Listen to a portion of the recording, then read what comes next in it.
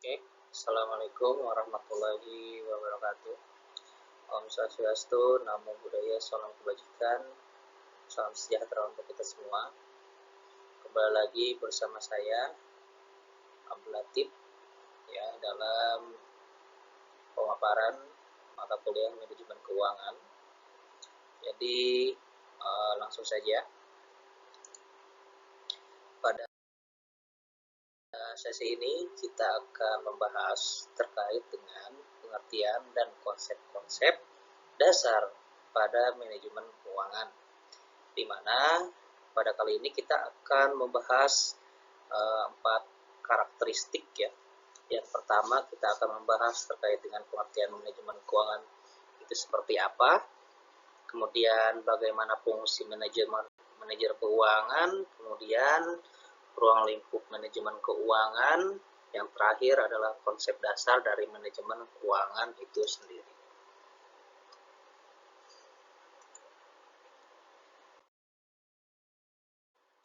Oke, kita masuk yang pertama. Kita akan membahas terkait dengan apa sih itu manajemen keuangan ya.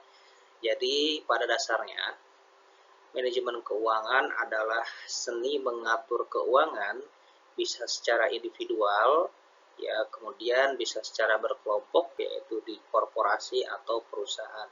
Yang mana hal ini akan menjadi sebuah implementasi yang bisa dilakukan untuk perubahan dan pengembangan individualis atau korporasi itu sendiri.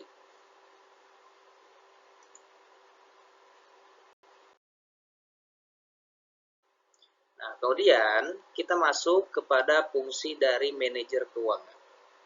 Kenapa sih di sini ada manajer keuangan? Karena yang kita bahas ini adalah manajemen keuangan, kasusnya di perusahaan atau korporasi, di mana di dalamnya yang bertanggung jawab atas semua bidang, atas semua fungsi dalam manajemen keuangan sebuah perusahaan, yaitu manajer keuangan. Ya, di mana ada beberapa fungsi. Yang pertama yaitu bidang keputusan investasi. Nah, di sini dimaksudkan ya bahwa manajer keuangan ini sebagai pengarahan secara garis besar terkait dengan keputusan investasi perusahaan. Nah, investasi perusahaan ini akan digolongkan, akan diarahkan ya. Contohnya misalkan keputusan investasi dari dana yang ada di perusahaan akan dikemanakan agar tujuan yang pentingnya yaitu penambahan aset perusahaan itu tetap terjadi. Bisa terhadap obligasi, bisa terhadap saham ya, dan bisa terhadap instrumen investasi lainnya. Kemudian yang selanjutnya yaitu bidang keputusan pendanaan. Nah, kenapa harus manajer keuangan? Ya, karena semua faktor yang ada di perusahaan terkait dengan keuangan pasti harus melalui manajer keuangan ya, khususnya dalam pencarian dana.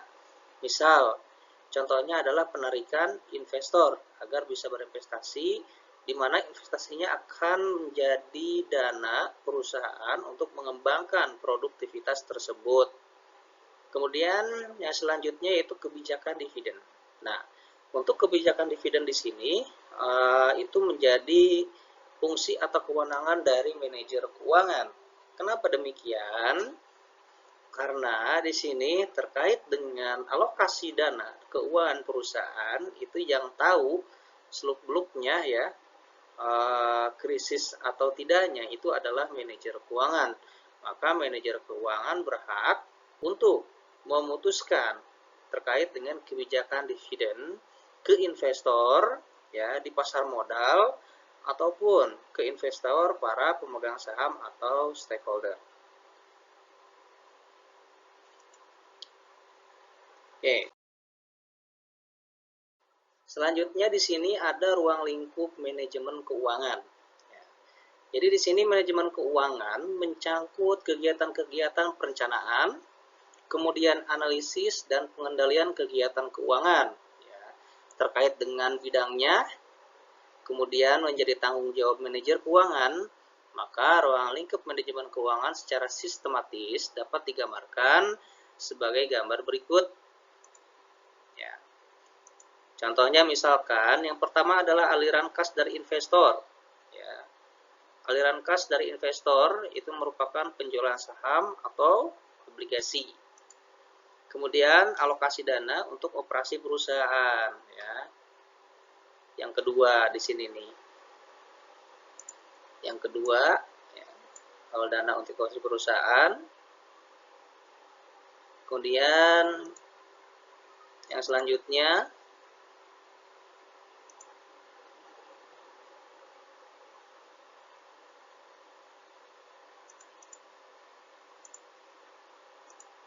yaitu aliran kas hasil operasi perusahaan ya, atau yang ketiga ini.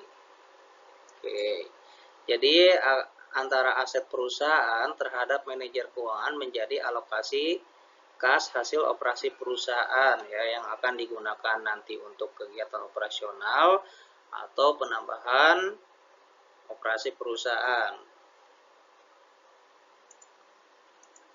Kemudian yang keempat A adalah pembayaran dividen atau bunga ya, ini menjadi tugas tentunya dari manajer keuangan itu sendiri.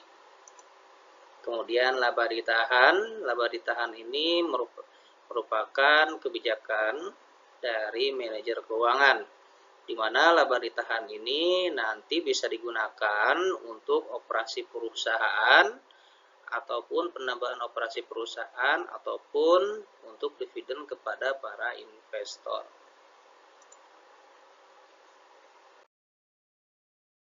Kita lanjut ya, terus. Sekarang terkait dengan konsep dasar manajemen keuangan ya. Kalau kita bilang terkait dengan konsep dasar manajemen keuangan, berarti fundamentalnya dari seni memanage keuangan. Nah, apa sih maksudnya? Jadi semua aktivitas yang dilakukan oleh perusahaan ya, yang berhubungan dengan usaha atau memperoleh sumber dana dengan biaya yang relatif murah. Kemudian untuk menggunakan dana tersebut secara efisiensi, di mana fungsi-fungsi manajemen keuangan meliputi finance, investment, dividend policy, di mana hal ini adalah terkait dengan pengaturan ya dividen kepada para pemegang saham atau stakeholder.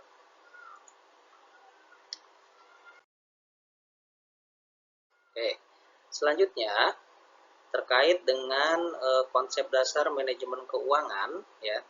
Jadi ada yang dinamakan fungsi pendanaan, di mana fungsi pendanaan ini melahirkan keputusan pendanaan atau kebijakan struktur modal.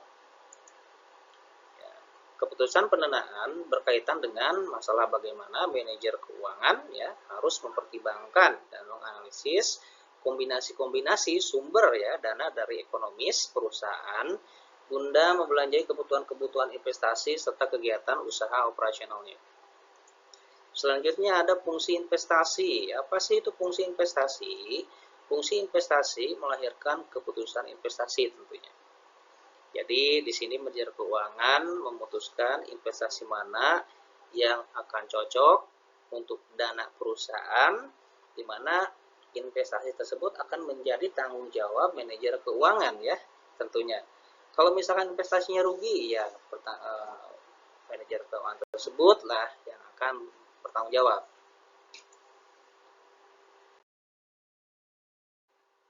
Kemudian terkait dengan konsep dasar manajemen keuangan ya, masih di ruang lingkup ini.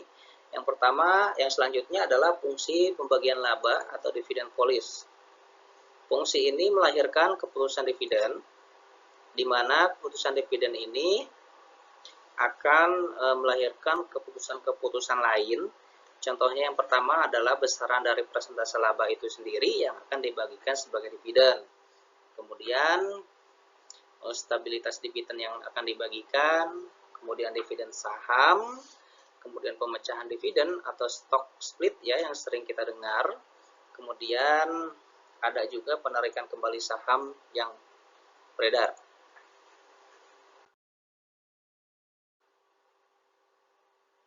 Selanjutnya, konsep dasar manajemen keuangan tentu ya, yaitu memaksimalisasi nilai perusahaan di mana memaksimalisasi ini adalah untuk meningkatkan laba perusahaan, kemudian meningkatkan produktivitas, kemudian yang paling penting adalah bagaimana membuat efisiensi pengeluaran perusahaan.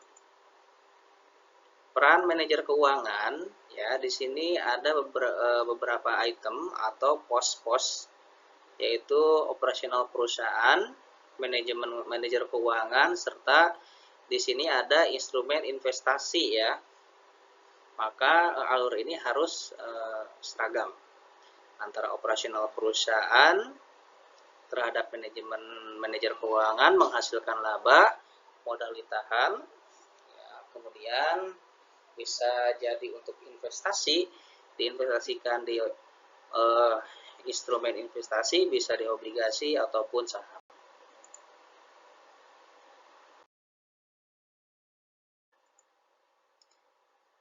Selanjutnya terkait dengan keterangan-keterangan, ada beberapa hal yang harus kita catat. Yang pertama, manajer keuangan ini memperoleh dana, ya. Dari mana?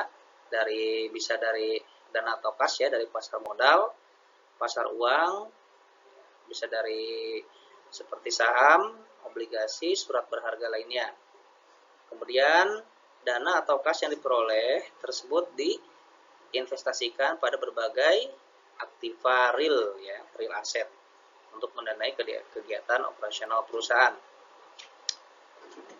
Kemudian jika aktiva perusahaan berjalan dengan baik, maka real asset akan menghasilkan laba, ya, atau berupa cash inflow, ya, yang lebih besar dari sebelumnya.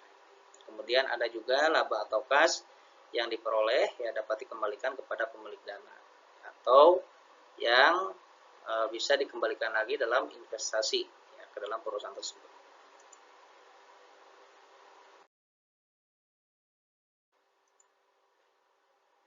Ada asas-asas pembelanjaan, ya. Yang pertama ada asas likuiditas, kemudian ada asas solvabilitas, ya, ada asas rentabilitas, dan yang terakhir ada asas kekuasaan.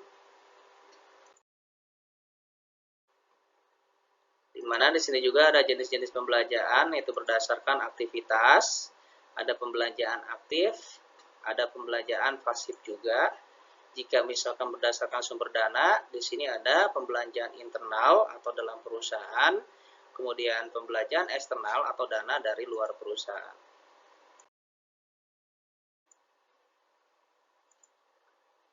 Sumber-sumber dana yang sudah kita bahas tadi, seperti dana internal dan dana eksternal ini memang baik, ya, untuk dijelaskan dan dievaluasi bahwa dana internal ini merupakan sumber-sumber dana yang meliputi yang ada atau misalkan dari laba ditahan atau akumulasi penyusutan.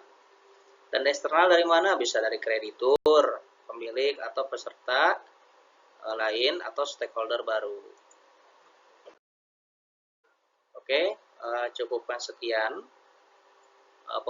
pemaparan materi dari saya terkait dengan sesi ini, ya, terkait dengan pengertian dan konsep-konsep dasar manajemen keuangan, ya. Saya harapkan dan semoga apa yang saya sampaikan bermanfaat. Lebih dan kurangnya kita akan evaluasi bersama, ya.